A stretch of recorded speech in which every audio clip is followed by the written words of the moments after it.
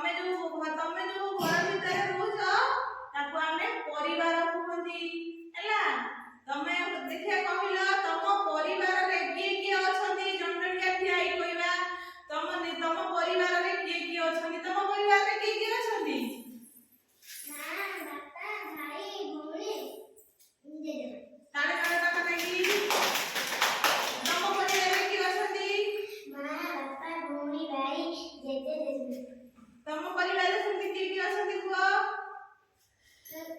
ତମେ କୁହ ତମ ପରିବାରରେ କିଏ କିଏ ଅଛନ୍ତି?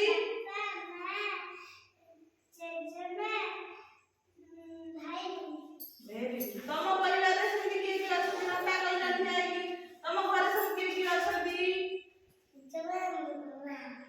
ଆଉ କିଏ ଅଛନ୍ତି କହିଲ? ତମ ଘରେ ସବୁ କିଏ କିଏ ଅଛନ୍ତି?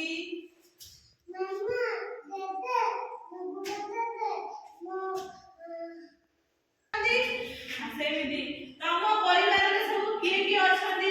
ତମ ପରିବାରରେ କିଏ କିଏ ଅଛନ୍ତି କହିଲ? ତମ ପରିବାରରେ ତମ ଘରେ ସବୁ କିଏ କିଏ ଅଛନ୍ତି? ଘରେ କିଏ କିଏ ଅଛନ୍ତି?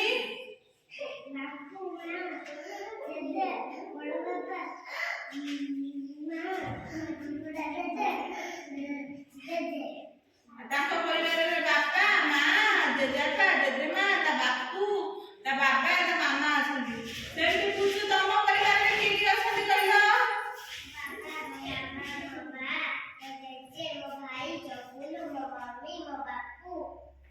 ଭେରି ଗୁଡ୍ ବସ।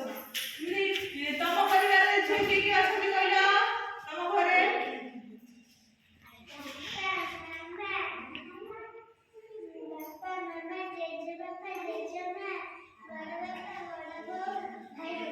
Very good. ତୁମେ ତମ ପରିବାରରେ କିଏ କିଏ ଅଛନ୍ତି କହିଲ?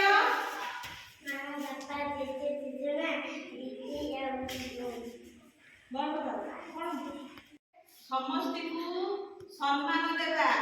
ସକାଳୁ ଉଠିକି ଘରର ସଦସ୍ୟଙ୍କୁ ପ୍ରଣାମ କରିବା।